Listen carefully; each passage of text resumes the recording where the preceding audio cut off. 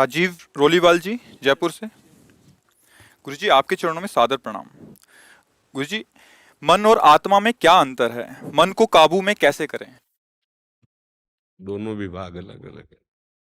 अष्टधा प्रकृति में मन है और परा भगवान का अंश स्वरूप जीवात्मा है। जीव शब्द देहाशक्ति के कारण उसको कहा गया। जो आत्मा है वही ब्रह्म है, जो ब्रह्म है वही आत्मा है, जो आत्मा है वही श्री कृष्ण है, जो श्री कृष्ण है वही आत्मा है। अपने स्वरूप का विस्मरण करके देह और इंद्रियों में राग करने के कारण उस शुद्ध निर्विकार परम रस स्वरूप जीव कह दिया गया, अपमान कर दिया गया उसका। जैसे कोई रिक्शा चालक है तो हम कहते हैं रिक्शा, वो खड़ा हो जाता है। वो रिक्शा नहीं है, पर वो रिक्शा चालक इतना तदात्म है कि रिक्शा शब्द से खड़ा हो जाएगा। जी बोलिए। वही टैक्सी स्वीकार कर लिया, आगे चल के पेश आया, ए टैक्सी, तो वो टैक्सी नहीं है, टैक्सी नाम उस जड़ का है, लेकिन वो चैतन्य बोलता है जी बोलिए साहब, बस। ऐसे इस जड़ को चैतन्य ने तदात्म भाव से स्वीकार कर लिया है, उसे जीवात्मा कहा गया। वस्तुतः वो ब्रह्म है, वो भगवत स्वरूप है। अब मन ये अष्टधा प्रकृति के अंतर्गत है। पंच महाभूत, मन, बुद्धि, अहंकार, सारा का सारा इसी अष्टधा प्रकृति का खेल है। जो मन है, न इसे जड़ कह सकते हो, न इसे चैतन्य कह सकते हो। ये जड़ और चैतन्य दोनों से मिश्रित है। हमारा तदात्म अंतःकरण में हो गया है। अंतःकरण में एक धर्म है अहम, मन, बुद्धि, चित्त, अहंकार।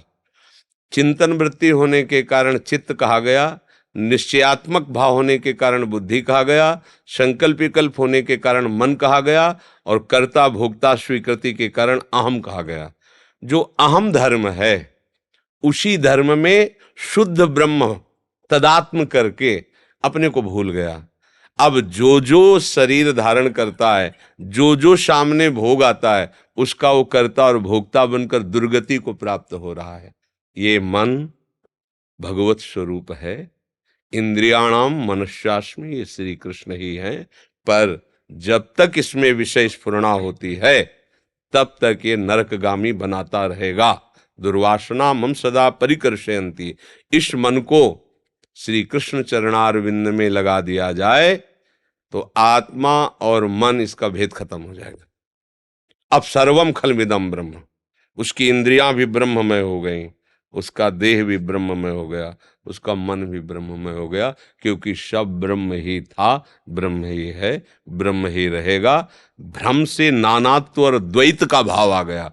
उसी भ्रम को हटाने के लिए दो पद्धतियां स्वीकार की गई, अन्वय और व्यतिरेक। व्यतिरेक नहीं, अन्वय है।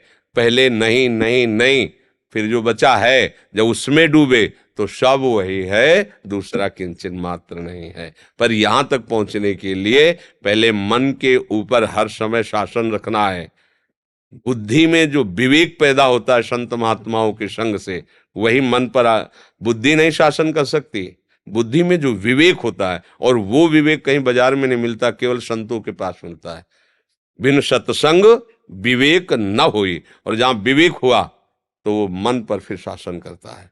और मन जब मर गया, निर्विषय हो गया, तो कृष्ण में है। इंद्रियाणाम मनुष्यास्मि, फिर सब भेद खत्म हो जाते हैं। इसलिए खूब नाम जप करो, गंदे आचरण छोड़ो, गंदा भोजन छोड़ो, गंदा संग छोड़ो, निरंतर भगवत चिंतन परायण रहो। एक भृंगी नाम का कीड़ा दूसरी जात के कीड़े को लाकर अपने घरौंदे में रखकर डंक मारते हुए भयवश अपना चिंतन कराता है, बिना शरीर छोड़े वो भृंगी बन जाता है। तो आप तो प्रभु के स्वरूप हो ही। आप अपने स्वरूप का विस्मरण करके देह और प्रकृति का चिंतन करने के कारण इस हर्ष, शोक, दुख, जन्म, मृत्यु ऐसे द्वंद्वों में पिस रहे हो। चिंतन परायण हो जाओ तो वासुदेव ही था, वासुदेव ही है, वासुदेव ही रहेगा। आप दुर्लभ गति को प्राप्त हो जाएंगे। सा महात्मा सुदुर्लभा वासुदेवा सर्वम इति, केवल वासुदेव ही है। समझ पा रहे हो हमारी बात? नाम जप करोगे, बुद्धि पवित्र होगी, तब संतों की भाषा समझ में आती है। अध्यात्म है ये प्राकृतिक बुद्धि से समझ में नहीं आती। जब भागवतिक बुद्धि होती है तब ये बात समझ में आती है। ने सुन लिया और अंदर आप पकड़ नहीं पाओगे। अंदर पकड़ने के लिए अंदर के यंत्र जो है ना वो पवित्र होने चाहिए, निष्काम।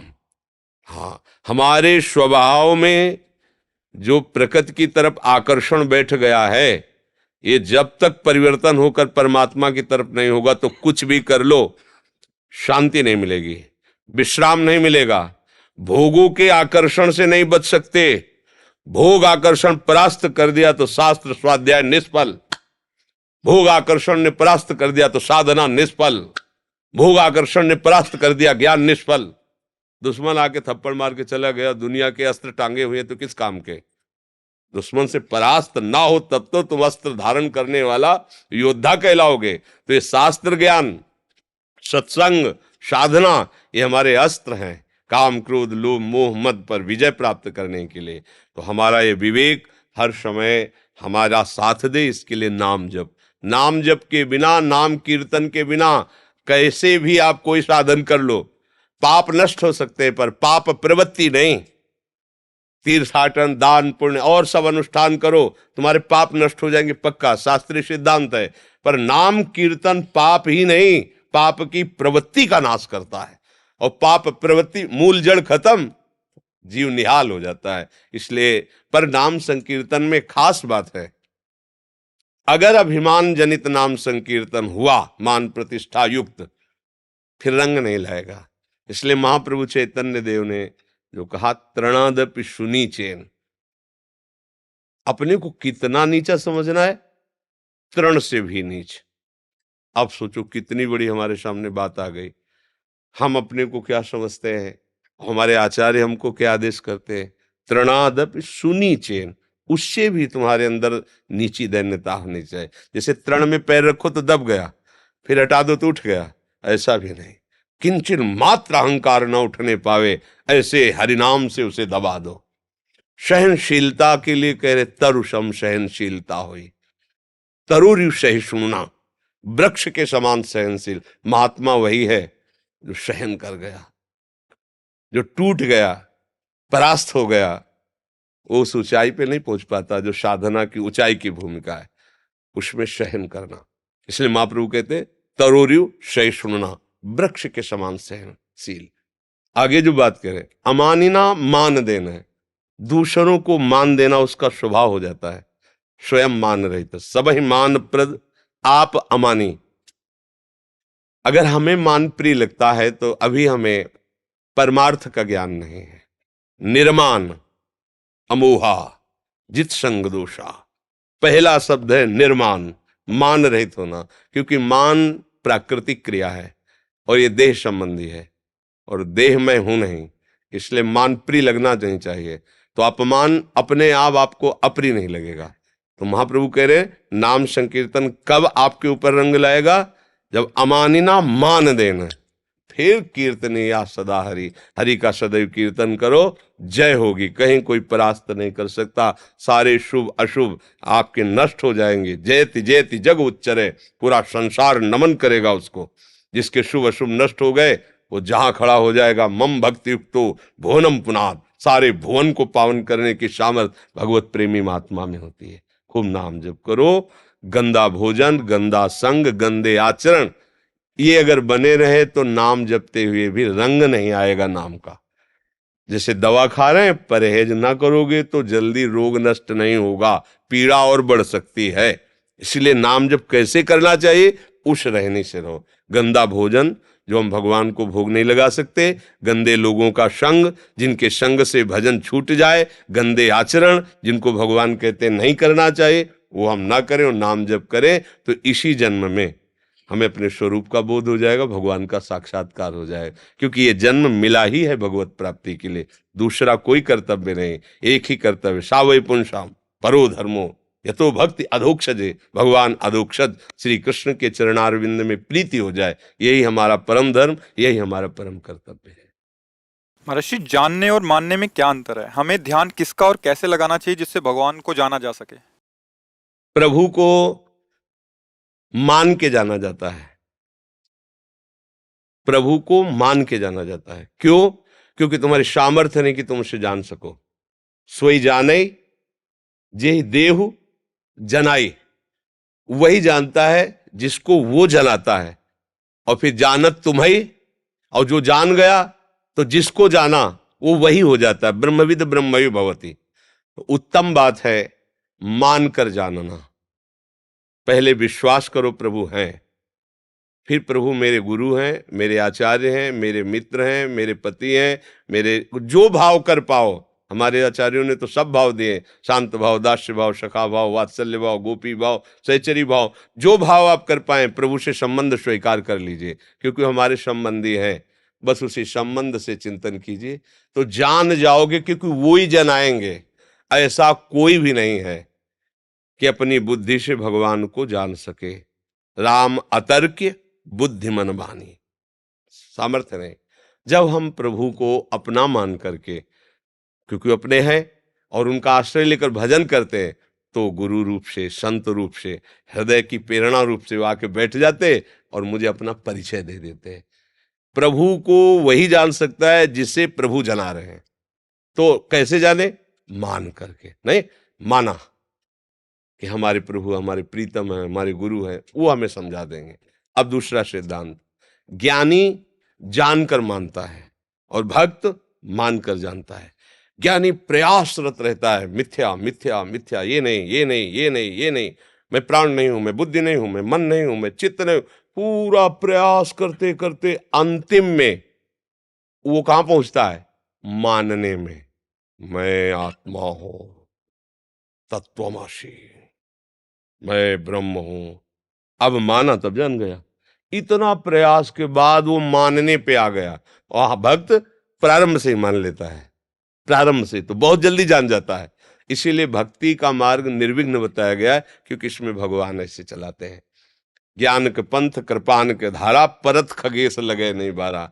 ज्ञान की पंथ की धार मानो नंगी तलवार पर चलना है, चूक गए तो गिर गए। लेकिन भक्ति मार्ग करो सदा तिनके रखवारी, जिम बालक राखे महतारी। भगवान अपने भक्त को ऐसे चलाते हैं।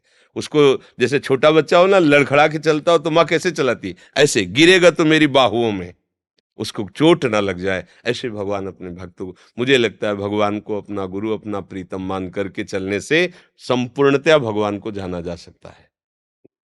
रामन रेश धौलपुर से, राधा वल्लभ श्री हरिवंश। महाराज जी आपके चरणों में कोटि कोटि प्रणाम। महाराज जी, हम अज्ञानी बालक आपका सत्संग कुछ समय से सुन रहे हैं। हमें इस प्रपंच से बचा लो महाराज जी, हमारा मार्गदर्शन करो कि हमारी कुछ भी समझ में नहीं आ रहा, कैसे इस प्रपंच से बचें। तुम कुछ ना समझो, बस इतना समझ लो, राधा राधा राधा राधा। समझे? कोई समझे या ना समझे, सबसे हमारी समझ भली। ठाकुर नंद किशोर हमारे ठकुराइन वृषभानु लली। ज्यादा समझ लगाने की जरूरत नहीं है। राधा राधा राधा सब समझ आ जाएगी। अभी हमारे यंत्र गंदे हैं, जो अंदर भागवतिक बातें पकड़ने वाले, वो वासनाओं के द्वारा हुए पाप के कारण पापमल से ढके हुए हैं। तो ये सत्संग वो समझ में नहीं आएगा। कोई बात भी आएगी तो जलन पैदा कर देगी, क्योंकि अभी यंत्र ठीक नहीं है। अब हम नाम जप करें। नाम हमारे अनर्थों की निवृत्ति करता है, पाप का नाश करता है, हमारी बुद्धि में ज्ञान प्रकाशित करता है। खूब नाम जप करो, कुछ मत सोचो। अभी जो कुछ हो रहा है, जैसे भी हो रहा है, राधा राधा राधा राधा। कुछ दिन तो एकदम पहले दवा खाओ, कुछ मत सोचो। जैसे चल रहे हो, हम ये नहीं कह रहे ये करो ये ना करो, जैसे चल रहे हो उसमें एक मिला लो, राधा राधा राधा राधा राधा राधा राधा। फिर आगे तुम्हें समझ में आने लगेगा ये गलत हो रहा है, ये सही है, ये गलत। जो गलत लगे उसका त्याग करते जाओ, अपने आप हृदय में ज्ञान प्रकाशित हो जाएगा। पहले अभी जो शुरुआत की दवा है, राधा वल्लभ श्री हरिवंश, राधा राधा राधा राधा। नाम जप करो, स्नान करो ना करो, जैसा तुम्हारा, नाम जप करो पहले। ये नाम जप सब ठीक कर देगा, आगे का रास्ता प्रकाशित हो जाएगा। समझ रहे? बिल्कुल चिंता मत करो, अंदर से प्रभु का आश्रय लेकर नाम जप करो। बड़े कृपालु हैं वो, बहुत दयालु। हम उनके बच्चे हैं, वो हमें बहुत प्यार करते हैं। ऐसे सोचो, हम सब उनके बच्चे हैं। प्रभु के मूल सच्चिदानंद भगवान ही सबको प्रकट किए हुए हैं। हम लोग माया में ऐसे ग्रसित, लगता कहाँ भगवान है यार, करते हैं तो कमा के खाते हैं, नहीं तो भगवान थोड़ी खवा देगा। मतलब लोगों की जो धारणाएं वो बहुत मलिन धारणा है। वो क्या समझ, तुमको किसने बनाया है? तुम्हें बुद्धि किसने दी है? तुम हो कौन? तुम कौन हो? बहुत बुद्धिमान बनते हो, 3.5 हाथ के शरीर में रहते हो, कभी अपने को देख पाए? इतने में रहते हैं, अपने को नहीं देख पाए। तो इसलिए प्रभु का आश्रय लेकर फिर नाम जप करो, सब ठीक हो जाएगा। कोई नशा बढ़िया है, कोई नशा मत करना, ये सब बुद्धि को भ्रष्ट करता है। जैसे लोग शराब पीते हैं, उनको पता नहीं चलता, मांस खाते हैं। जैसे आपने कहा था कि बाहर की चीज नहीं खानी, मैंने यूट्यूब पे सुना। अब बच्चा देखो, कुछ बातें ऐसी होती है जिनका निराकरण कर लेना चाहिए। पहले सुनो, ये हम अपने उन वैरागी संतों के लिए आदेश किया है जो लंगोटी बंद आजीवन ब्रह्मचारी भगवान के मार्ग में। आप लोग अभी गृहस्थी में हो, आपको जाना हो सकता है, इधर उधर जाना पड़ सकता है, आपको होटलों का भी खाना पड़ सकता है, मतलब ऐसी नौकरियां हैं, ऐसे व्यापार हैं। भगवान का स्मरण करके जहां तक आपकी कोशिश हो कि आप पवित्र भोजन मिले, ले लो, खा लो। ये हम उन वैरागियों के लिए आदेश किया है जो आजीवन भगवान के मार्ग में चल रहे हैं। बाजार का बिल्कुल नहीं खाना, भले उपवास कर लो, रोटी नमक मिले तो उसके पेट भर लो, बाजार का खाओगे बुद्धि भ्रष्ट हो जाएगी। अब ये सूत्र सब जगह लागू नहीं होगा। व्यापारी है, नौकरी है, हॉस्टल में रहने वाला विद्यार्थी है, तो कैसे वो चल, तो उसके लिए फिर नाम जप करो। और जहाँ जैसा अच्छे से अच्छी व्यवस्था मिले, मतलब पवित्र, अच्छे का मतलब है कि यहाँ मांस नहीं बनता है, प्याज लहसुन बनता है, पर भैया बिना प्याज लहसुन के हमें दाल दे दो, रोटी दे दो, आप पैसा से खा लो। अगर ये नियम कि बाजार का कुछ नहीं तो फिर हवाई है, क्योंकि पानी भी नहीं पी सकते ना। बाजार में यही बिस्लरी की बोतल मिलेगी पानी की, और तो आपको पानी पीने को नहीं मिलेगा। पहले था कुआं से हैंड पैप चला, अब वो भी नहीं है। आप कहीं भी पानी पानी नहीं पी सकते। देखो कलयुग का, पानी नहीं पी सकते। अगर पीना है तो पैसा है तो बिस्लरी की बोतल खरीदो। समझ में नहीं आ रहा कि प्रकृति हमें कैसा धोखा दे रही। कितना शीतल निर्मल कुएं का जल पीते ही प्यास बुझ जाए और पौष्टिकता आती थी। अब बिना वो फिल्टर किए वाला पानी पिए तो बीमार हो जाओ। देखो, और पानी की सुविधा खत्म हो गई। देखो कैसा समय आ गया। पहले गांव में जब थे तो दूध बेचते थे ना जो लोग, तो उनकी निंदा की जाती थी, यार दूध बेचता है, गाय माय बराबर होती है, दूध नापता है। तो बुजुर्ग लोग कहते थे कि देखना भैया, अभी तो दूध बिक रहा है, आगे पानी बिकेगा। तो हंसी होती थी कि पानी यार क्या बिकेगा।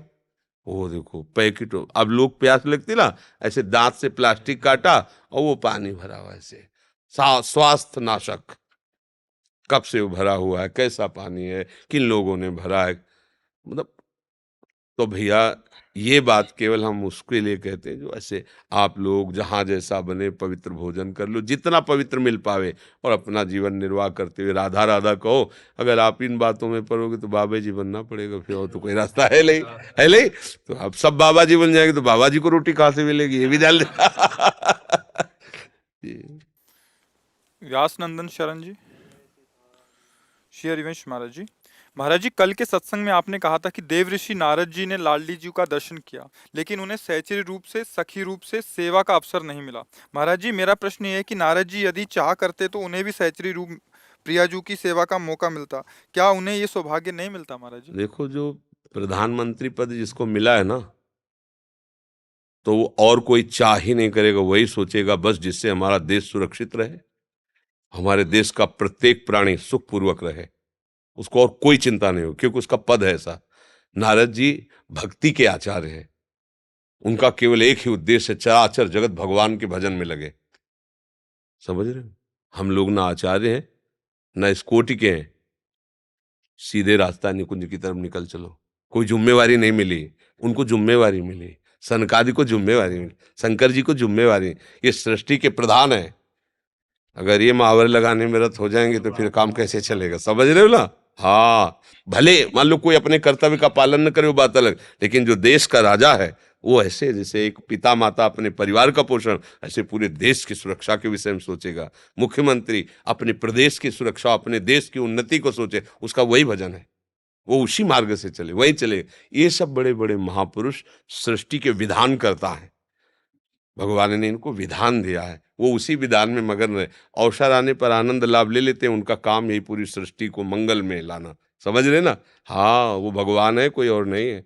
नारद जी कोई ऋषि महात्मा नहीं है, स्वयं भगवान नारद जी हैं। देखो ना 24 अवतारों में भगवान का वर्णन आता है ना। हाँ, ये आता है। हम किस कैटेगरी में आते हैं? अभी हमें को नहीं पता किस कैटेगरी में हम है, तो तुम्हें क्या बता दे, ये तो श्री जी जानेंगी ना। अपने लोगों को केवल कटागरी नहीं देखनी और ये संशय नहीं करना, अपने को केवल इतना देखना मैं जैसा हूं श्री जी का हूं। कैसा हूं हमारी श्री जी से पूछो। हम कैसे हैं हमसे कोई मतलब नहीं। हम किनके हम इसमें जीते हैं, हम किनके हैं इसमें जीते हैं। हम कैसे हैं इसका उत्तर हम नहीं दे पाएंगे, ये हमारी श्री जी देंगी। क्योंकि अगर हम इसमें लग जाएंगे हम कैसे हैं तो अभी हम चिल्ला कर रो पड़ेंगे, जीना मुश्किल हो जाएगा। और जब हमें लगता है हम किनके हैं तो आनंद से छाती फूल जाती है और नाचने का मन करता है। भरत जी जब राम जी से मिलने जा रहे हैं तो जब चित्रकूट में कदम बढ़ा रहे हैं तो जब ये आता है कि मेरे कारण प्रभु को वनवास हुआ, कदम रुक जाते हैं। कैसे मुंह दिखाऊं, मेरे कारण प्रभु का राज तिलक रुका और 14 वर्ष का वनवास। माने इन्हीं को तो निमित्त बना के बोला कैकेयी जी ने, भरत जी को राज्य, राम जी को 14। एकदम अपनी तरफ देखते तो कदम, पर जब उनके स्वभाव की तरफ देखते तो दौड़ पड़ते हैं मिलने के लिए। अगर हम अपनी तरफ देखेंगे तो हमारे कदम रुक जाएंगे, चलने लायक नहीं है। और जब प्रभु की तरफ देखते हैं, उनके स्वभाव की तरफ, तो हृदय आनंदित हो जाता है। मेरी लाडली नेक हूं न रिस्क हूं, भूल हूं न हो सकी। बस हम किनके हैं ये ठसक रख ले, हम किस कैटेगरी में, हमारी कोई कैटेगरी नहीं है, हमारी कोई भी स्थिति नहीं है, हम श्री जी के हैं। देखो हरिवंश महाप्रभु कहते क्वाहम तुच्छः परम अधमः प्राण्यो गर्ह कर्मा। ये हमारे स्वामी हैं, हमारे आचार्य हैं। क्या बोल रहे श्री जी की दास्ता में, कहा मैं तुच्छ अधम, तो हमारी कोई कैटेगरी होगी। हमारे आचार्य क्या बोल रहे, समझ रहे ना हमारी बात। हम लोग श्री जी के हैं। ये ठसक कैसे है, श्री जी से फोन से बात करो, ये कैसा है आप बात कर लो, आपकी ताकत हो तो। हमारे यहाँ कैसे का प्रश्न नहीं है, किनके का प्रश्न है। किनके है, हम श्री श्यामाजू के बल अभिमानी, इसी से हमारा काम बनेगा। हम कैसे हैं फेल हो जाएंगे। अगर हमारे अंदर पारे वो डाला गया ना थर्मामीटर की कितना पावर, बुखार कितना है, फेल हो जाएंगे हम। पास है किससे, महारानी जी की मुस्कुराहट से, उनकी कृपा से। तो ये प्रश्न ही नहीं आना चाहिए शरणागत के अंदर। बसंत जी सिरसा हरियाणा से। जय सिया राम महाराज जी। महाराज जी गोसाई जी तुलसीदास जी की एक पंक्ति है, यही दरबार रीति सदा चली आई, दीन दयालु दीन तुलसी की काहू ना सुरती कराई। महाराज जी इसका अर्थ समझना चाह रहे थे। भाव उसका है कि आज तक किसी भी दरबार में कि तुलसी भी इस विश्व में है और आपका है, ये कहीं भी किसी भी दरबार में सुनने को नहीं मिला। प्रभु आपने ऐसी कृपा की कि मुझ जैसे को यही दरबार दीन को आदर रीति सदा चली आई। मुझ जैसे दिन, बड़े बड़े दरबार देखे सरकार, वो आपके ही हैं, क्योंकि विविध रूपों में आप ही हैं। नाथ किसी ने तुलसी की सूरत नहीं ली, क्योंकि मैं गुणहीन भजनहीन किसी योग्य नहीं। पर आज आपके साक्षात दरबार में जो मुझे प्यार मिला, जो मुझे दुलार मिला, नाथ मैं समझ गया कि दैन्यता ही आपके दरबार में प्रेम प्राप्त कर सकती है। गुणाभिमान तपस्याभिमान साधनाभिमान नहीं। साधनाभिमान गुणाभिमान से फल होता है, आपकी प्राप्ति नहीं। पर जो दैन्य हो गया, जो मैं अपने अवगुण कहूं, बाढ़ई कथा पार नहीं लाहूं, ताते मैं कछु अलप बखाने, थोड़े मऊ समुझिए सयाने। गोस्वामी जी के वचन। कितना महान दैन्य महाराज है गोस्वामी जी, किसी को नहीं छोड़ा, सबके चरण वंदना की है अपने महान ग्रंथ रामचरितमानस। ये जो लोग नहीं जानते ना, बेचारे हैं, वो ऐसा बोलते हैं। गोस्वामी जी जो भी बोल रहे हैं वो भगवत स्वरूप वाणी है उनकी। पहले सब पढ़ लेना चाहिए। गोस्वामी जी सबको क्या मान रहे हैं, सिय राम में सब जग। उनके विषय में कोई कुछ बोले कि गोस्वामी जी गलत बोल रहे हैं, अरे पागल, उनकी जो स्थिति है वो तो जन्म जन्मांतर में नहीं प्राप्त कर सकता। वो जहाँ से बोल रहे हैं वहाँ तेरी पहुँच ही नहीं है। इतने बड़े महापुरुष हैं कि क्या है कि हम लोगों का जन्म उधर ही हुआ ना, तो गोस्वामी जी का ही प्रभाव, क्योंकि वहीं पास में इलाहाबाद राजपुर में महाराज का जन्म हुआ, तो छाई हुई, मतलब आज तक आप देखो कोई भी सत्संग ऐसा नहीं होगा जिसमें गोस्वामी जी याद ना आवे, क्योंकि ऐसे महापुरुष वो तो साक्षात भगवत स्वरूप है। तो यही कह रहे हैं कि आपके ही सब बड़े बड़े दरबार रहे, कहीं तुलसी की पूछ नहीं हुई। हे दीन बंधु, आज आपके दरबार में मुझे, आप अन्य दरबार कोई सुनाया नहीं आपको कि कोई तुलसी भी है कोई। पर सरकार, मुझे अब पता चला कि हमारी सुनाई पुकार क्यों नहीं जाती थी, कहीं ना कहीं कुछ अहम था। आज मुझे पता चला, यही दरबार दीन को आदर, यहाँ दैन्य होकर जो आ गया, ये दीन प्यारे वेद पुकारे। वेद ऐसा कहते हैं कि हमारे प्रभु श्री राम को, श्री हरि को कौन प्रिय है? जो दैन्य हो। समझ में आ रहा है ना? किसी साधन बल से, किसी योग्यता से, गुण से, तपस्या से इस दरबार में सुनवाई नहीं होती।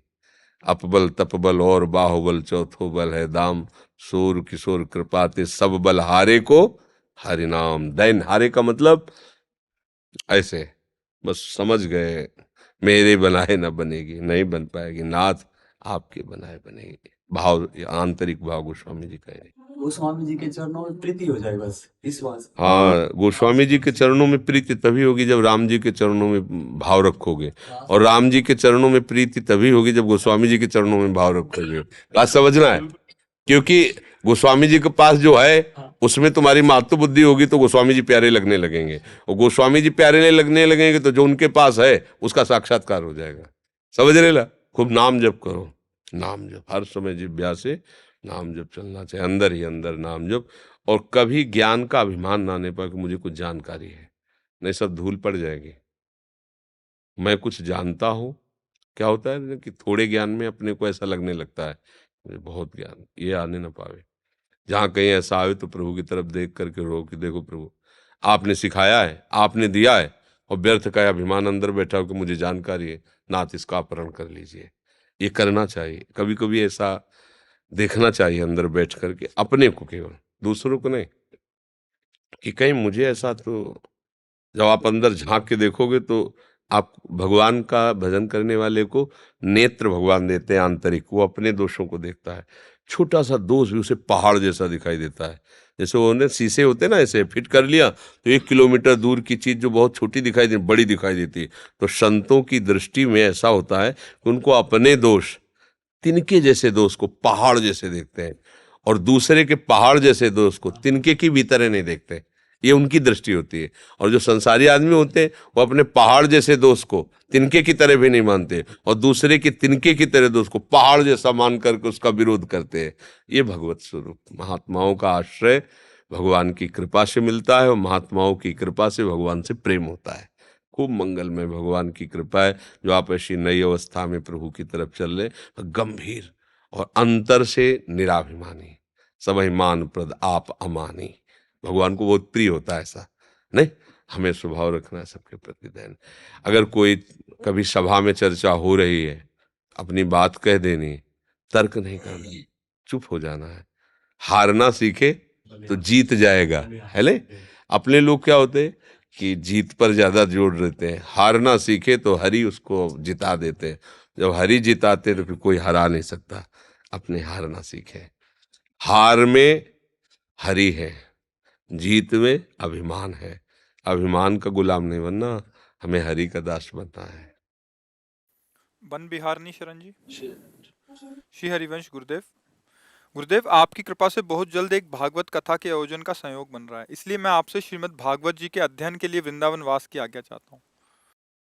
हाँ, बढ़िया है, पर जैसे आपने कहा आपकी कृपा से भागवत करने का, हमारी तो कृपा होगी आप भागवत बन जाओ, आप श्री जी के प्रेम में बन जाओ, है नहीं?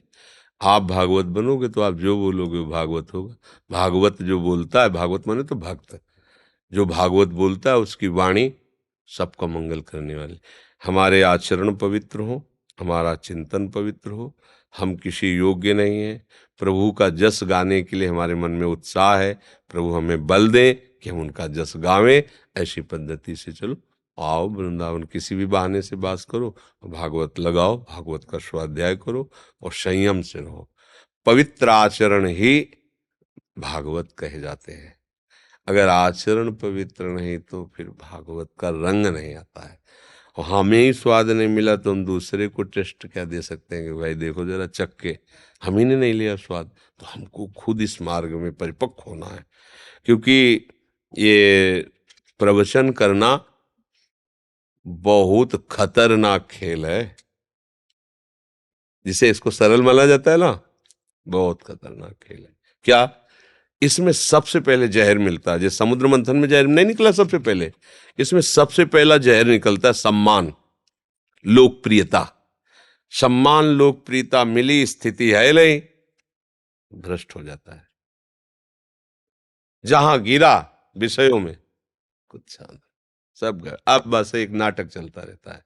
इसलिए हमें ये ध्यान रखना है कि हमारे गुरु को गाली न मिले, हमारे इष्ट को कोई न कहे, हमें ऐसे जीवन बनाना है। हम कहते हैं कि अगर धन की चाह हो तो फिर और कार्यक्रम कर लेने चाहिए, फावड़ा चला के कमा लेंगे। हमारे अंदर अगर क्षमता नहीं है कि अब समाज में बैठ कर के जितेंद्रीय रह पावे, देखो खुली बातें हैं, क्योंकि आप हमारे बच्चा हो। जब हम चर्चा करते हैं भगवान की तो उसका प्रभाव होता है प्रियता, क्योंकि भगवान आकर्षणकारी होते ना, तो लोग हम पर श्रद्धा करते हैं, हमें प्रणाम करते हैं। माताएं, बहनें, भाई बहन सब एक प्रिय नजर से देखते हैं, क्योंकि भगवान का जस गायक है। हमको कहीं आसक्त नहीं होना, कहीं किसी के प्रति हमारा भाव ये न बने कि हमारा हो गया है, कहीं हम उसकी भावना का दुरुपयोग न कर बैठे। अगर ये सावधानियां रहेंगी तो भागवत का रंग आ जाएगा, और अगर ये सावधानियां हटी तो फिर व्यभिचार का रंग आएगा। ऊपर से कुछ अंदर से कुछ, तो फिर भगवान को कैसे अच्छा लगेगा? वो कह रहे मोहि कपट छल छिद्र न भाव। बहुत सावधान। ये जो प्रवचन करने का मार्ग है बहुत खतरनाक खेल है। भगवत प्राप्त महापुरुष ही इस खेल में निपट सकता है, दूसरा एकदम फिसल जाएगा। सम्मानम कलयाति घोर गरलम, ये सम्मान प्रतिष्ठा मान ये बहुत बड़ा जहर है, और जहर जब चढ़ जाता है तो इसका एक ही बात होता है, मार देना। ये मार देगा साधक को, ऐसी जगह गिरा देता है कि बिल्कुल मिटिया मेट कर देता है। वो आंख खोल के देख लो ना, देख लो ना, ये मान का भूत ऐसा चढ़ता है कि ऐसे विकारों में फंसा देता है कि फिर आज तक निकलने का चांस नहीं मिलता उन विकारों से या उनके परिणामों से। इसलिए साधक को, उपासक को, अपने जो भगवान का जस गाने वाले जनों, ये हमें ध्यान रखना है कि हमारा चरित्र न बिगड़े। तभी तो हम भगवान का चरित्र गाएंगे। भगवान का चरित्र क्यों गाते हैं? परम पावन, निर्मल करने वाला है, जगत पावन करने वाला चरित्र है। तो हमें अपने भी चरित्र पर ध्यान देना है कि कोई हमारा ऐसा चरित्र कहीं भी ऐसा ना हो कि हमारे चरित्र पर कोई अंगुली उठा दे। और खूब नाम जप करो, श्री जी का जस गाओ, यही जीवन है हमारा। ठीक है।